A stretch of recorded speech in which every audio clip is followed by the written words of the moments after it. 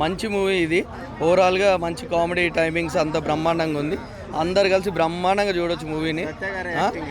బ్రహ్మాండంగా ఉంది. వాడు సత్య ఇస్ ఫెంటాస్టిక్. వాడు కమేడియన్ సూపర్ బ్రహ్మాండంగా ఉంది. ఈ మేడం ఇక క్లైమాక్స్ ఏం కావాలి మేడం? ఇప్పుడు మనకి ప్రతి ఒక్కరికి ఒక్కొక్క పర్సెప్షన్స్ ఉంటుంది.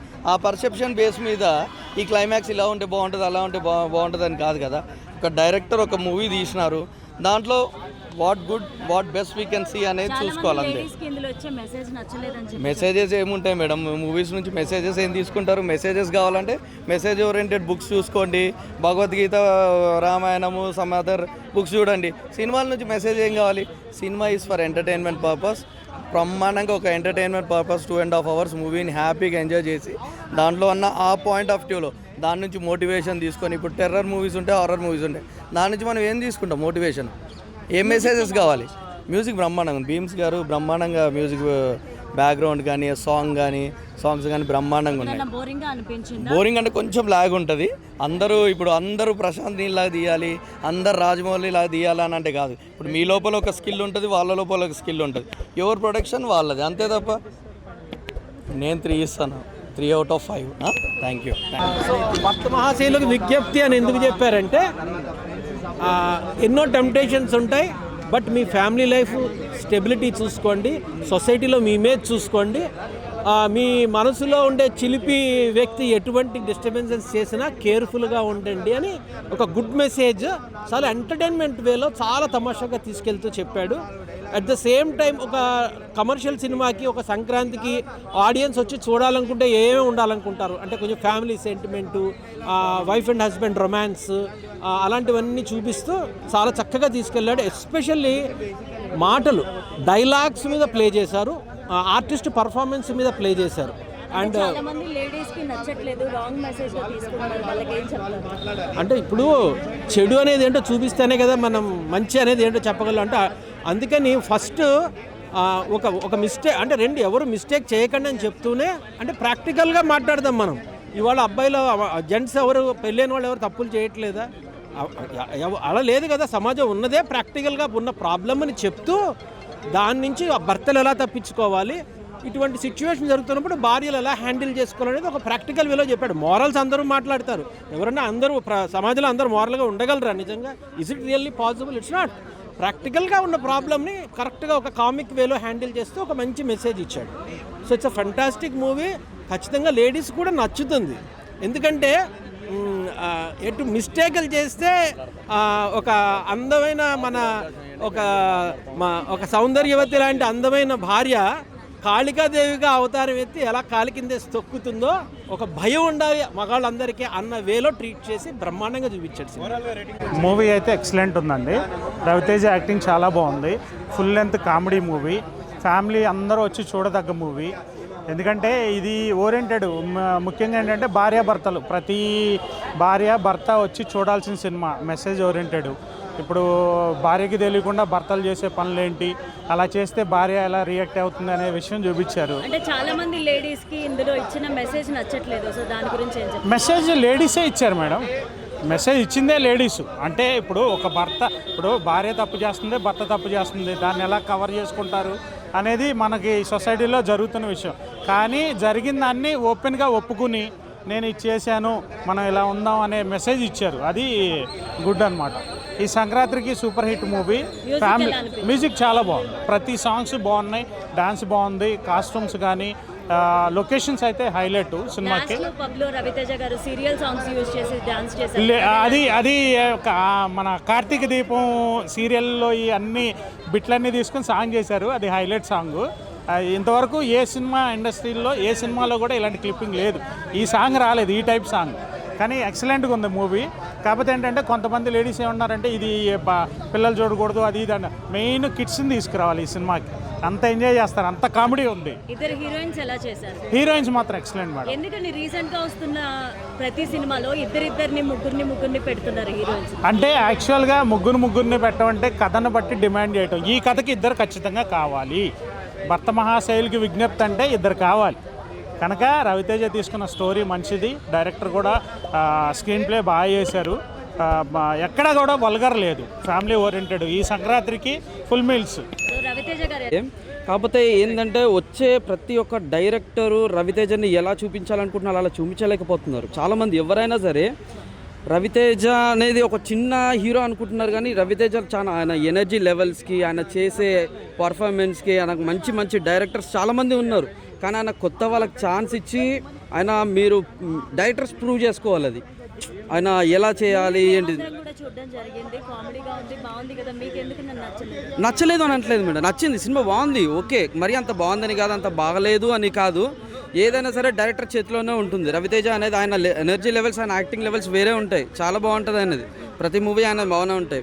కానీ ఏదైనా సరే డైరెక్టర్స్, కొత్త డైరెక్టర్స్ తీయడం వల్ల ఆయన అందరూ డైరెక్టర్స్ ఒకేలా తీయరు, అలాగే అన్ని మూవీస్ అంతే. అవునండి, ఇప్పుడు రవితేజని పెట్టి ఒక విక్రమార్కుడు, ఒక రాజమౌళినే, ఒక ఎస్ఎస్ రాజమౌళిని డామినేట్ చేసిన హీరో అయినా, ఎస్ఎస్ రాజమౌళినే డామినేట్ చేసిన హీరో అతనికి ఇట్లా రెగ్యులర్ ఫ్లాప్స్ వస్తున్నాయంటే కారణం ఎవరు? రవితేజనా లేకపోతే డైరెక్టర్సే ఎగ్జాక్ట్లీ డైరెక్టర్సే ఉంటారు.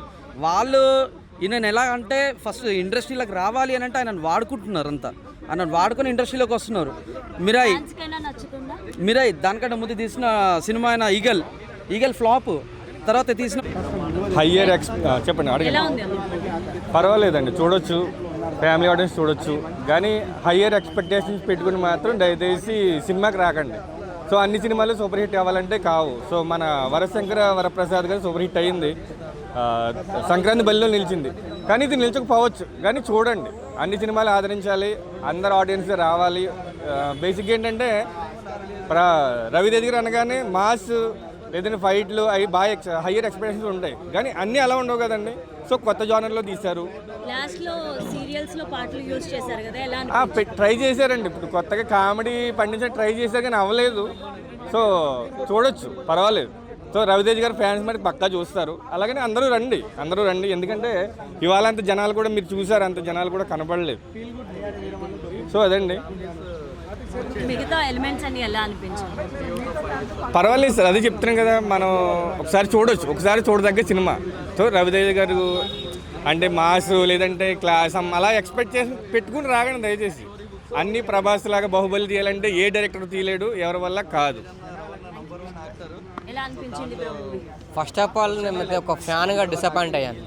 అసలు ఎక్స్పెక్టేషన్ వేరే ఉండే, అసలు స్టోరీ అసలు ఏం లేదు. ఒక సీరియల్ కార్తీక దీపం అనే సాంగ్ మాత్రం అయితే ఏదో ఎక్కువ ఉంటుంది అనుకున్నా, కానీ ఆ సాంగ్ వింటుంటే కూడా బోర్గా ఫీల్ అయ్యాను. ఫస్ట్ అసలు ఆ సాంగ్ ఎంచుకోవడం, ఒక సీరియల్ సాంగ్స్ ఎంచుకోవడం కూడా బాగాలేదు. ఫస్ట్ ఆఫ్ ఆల్ డైరెక్షన్ బాగాలేదు, అండ్ ప్రతి ఒక్క యాక్టర్స్ను వాడుకున్న విధానం కూడా బాగాలేదు.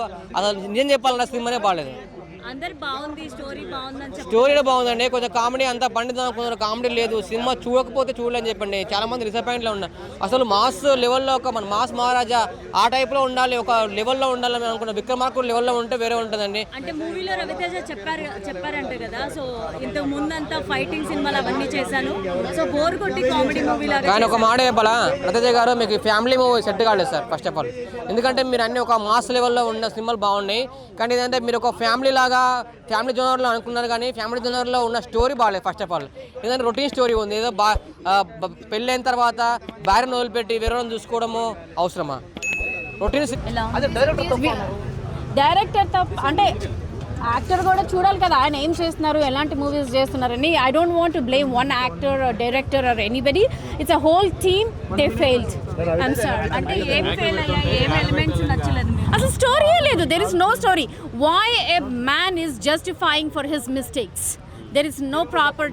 అంటే ఒక మనిషి తప్పు చేసి దాన్ని జస్టిఫికేషన్ చేసుకోకపోగా అదర్ విమెన్ని గిల్టీగా ఫీల్ చేస్తున్నారు. I don't like it, I don't like that way.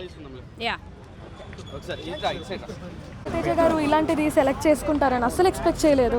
Very very sad and disappointing. చిన్న చిన్న పిల్లలు ఉన్నారు. వల్గర్ గురించి కాదండి, చీటింగ్ జస్టిఫై చేసి గ్లోరిఫై చేసి అంటే ఇట్స్ ఓకే అనేది చెప్తుంటే ఏం చెప్పాలనుకుంటున్నారు మీరు? చిన్న చిన్న పిల్లలు చూస్తున్నారు, ఫ్యామిలీస్తో వచ్చారు, వాళ్ళు ఏం నేర్చుకుంటారు? అంటే చిన్నపిల్లలకే కాదు, బయట సమాజానికి ఏం చెప్పాలనుకుంటున్నారు? చాలామంది ఈలలు వేస్తున్నారు, సపోర్ట్ చేస్తున్నారు అట్లాంటి వాటికి. అంటే ఏం నేర్చుకుంటుంది, ఎక్కడికి వెళ్తుంది? అంటే టీఎఫ్ఐ ఇట్లాంటిది ఇవ్వకూడదు కదా. సో టీఎఫ్ఐ తగ్గినట్టే నాకు అనిపిస్తుంది.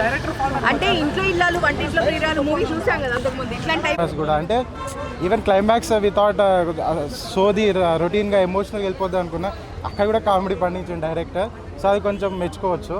అండ్ హీరోయిన్స్ కూడా చాలా బాగా చేశారు, ఇద్దరు ఆషిక అండ్ డింపుల్ హ్యాపీ. చాలా మంది స్టోరీ బాగాలేదని చెప్తున్నారు కదా. అంటే ఆ స్టోరీ అనేది కొత్తగా ఏం లేదండి, సేమ్ ఓల్డ్. మీకు ఫిలిం మొత్తం చూస్తే మీకు ఎలా అనిపిస్తుంది అంటే అది ఇది ఎక్కడో చూసామన్నట్టు అనిపిస్తుంది. బట్ వాట్ మేక్స్ డిఫరెంట్ అంటే మీరు ఫిలింలో ఇన్వాల్వ్ అవుతూ ఉంటారు. సంక్రాంతికి మనకు కావాల్సిన ఫిలిమ్స్ ఏంటి, ఫుల్ లెంత్ ఫ్యామిలీతో వచ్చామా నవ్వుకున్నాం అన్నది కావాలి, అది ఉంటుంది సినిమాలో. మీకు వచ్చి మీరు ఫుల్ లెంత్ ఫిలింని నవ్వుకుంటూ వెళ్ళిపోవచ్చు. అంటే ప్రీవియస్ ప్రీవియస్ ఫిలిమ్స్ చూసుకుంటే అయితే రవితేజ్ అవి అంత ఫుల్ ఆన్ ఫన్ ఫిలిమ్స్ లేవు, అన్నీ మాస్, ఎక్కువ కొట్టుకోవడాలు నరకడాలు ఇవి తప్పించి డిఫరెన్స్ ఏం లేదు. ఈ ఫిలిం లేదంటే ఒక ఫ్యామిలీ ఒక నలుగురు వచ్చి హ్యాపీగా నవ్వుకొని వెళ్ళిపోవచ్చు. అంటే మీకు అన్నెసరీ ఉండవు అండ్ డబుల్ మీనింగ్ డైలాగులు ఉండవు. క్లీన్ అంటే ప్రీవియస్ ఫిలిమ్స్ లెక్క ఇది కూడా క్లీన్ అండ్ నీట్గా ఉంటుంది. ఆ మ్యూజిక్ చాలా బాగుంది, బ్యాక్గ్రౌండ్ స్కోర్ బాగా ఇచ్చారు. ఆషిక చాలా బాగా చేసింది. అంటే రీసెంట్ గా వస్తున్న మూవీస్ అన్నిట్లో కూడా ముగ్గురు అవును అవును. సో స్టోరీ బలంగా లేకపోతే అలా పెడుతున్నారంటారా, లేకపోతే గ్లామర్ కోసం పెడుతున్నారా? లైక్ వేరే ఫిలిం చూసుకుంటే గ్లామర్ అనిపించింది, బట్ ఈ ఫిలింలో అయితే స్టోరీకి రిలేటెడ్ ఉంది. మెయిన్గా Ashika through out the film Ashika ఉంటుంది అండ్ తన మీదే స్టోరీ మొత్తం రివాల్వ్ అవుతూ ఉంటుంది కాబట్టి so she got a very good role and she perform very well. టోటల్గా ఎలా అనిపించింది? ఎక్కడైనా బోర్ అనిపించింది? లేదండి, ఎక్కడ బోర్ అనిపించింది. అంటే నేను ఇన్ఫ్యాక్ట్ అయితే జీరో ఎక్స్పెక్టేషన్స్, ఇది కూడా పోయే సినిమాని అనుకొని వచ్చాను. ఎందుకంటే రవితేజ ప్రీవియస్ ఫిలిమ్స్ కూడా ఎంత ఎక్స్పెక్టేషన్తో పోయినా సమ్వాట్ డిసప్పాయింట్ చేస్తూనే ఉన్నాయి. సో ఇది కూడా అదే ఎక్స్పెక్టేషన్తో వచ్చా. బట్ లక్కీలీ నాకు చాలా బాగా నచ్చింది. ఇన్ఫ్యాక్ట్ నాతో వచ్చిన మా ఫ్రెండ్స్ అందరికీ కూడా నచ్చింది. With role enjoy the film. Thank you. మీకు ఫన్ వర్కౌట్ అవుతుంది, మ్యూజిక్ వైజ్ కూడా బాగుంది. మ్యూజిక్ ఇస్ ఇది హ్యూజ్ అడ్వాంటేజ్. ఇద్దరు హీరోయిన్స్ బాగున్నారు. Ashika was cute. అంటే స్టోరీ ఏమైనా కొత్తగా చెప్పారా? కొత్త ఏం లేదు, మీరు చాలా మూవీస్లో చూసిన స్టోరీ, బట్ మీకు ఎక్కడ బోర్ కొట్టదు. ఎక్కడైనా సీన్ ఏమైనా స్లో అయితే మీకు ఇన్స్టెంట్గా మన మంచి సీన్ వచ్చి సీక్వెన్స్ వచ్చి మీరు నవ్వుతారు. ఎక్కడ బోర్ కొట్టే స్టోరీ చాలా మందికి నచ్చలేదు, మెసేజ్ ఇవ్వలేదు అని చెప్తున్నారు. సంక్రాంతి మూవీస్ అంటే మెసేజ్ ఏం ఎక్స్పెక్ట్ చేస్తాం, కంప్లీట్లీ మెసేజ్ ఏం లేదు, బట్ డైలాగ్స్ బాగున్నాయి. ముఖ్యంగా లేడీస్ కి నచ్చలేదు అని చెప్తున్నారు. అంటే ఎలాంటి మెసేజ్ ఇచ్చారు మూవీలో? లేడీస్ కా అంటే అబ్బాయిలకు నచ్చదు, అమ్మాయిలకు నచ్చదు, అమ్మాయిలకు నచ్చదు అబ్బాయిలు. అది వాళ్ళ పర్సనల్ ఒపీనియన్స్, మనకు తెలియదు కదా. Mind set based. మ్యూజిక్ అదంతా ఎలా అనిపించింది? Music was huge advantage actually. Music wise చాలా బాగుంది. Comedy most of the time work out అయింది. డెఫినెట్లీ థియేటర్లో వర్త్ ఇట్ ఫిలిం. పండగ మూవీ అనుకోవచ్చా? పండగ డెఫినెట్లీ చూడొచ్చు.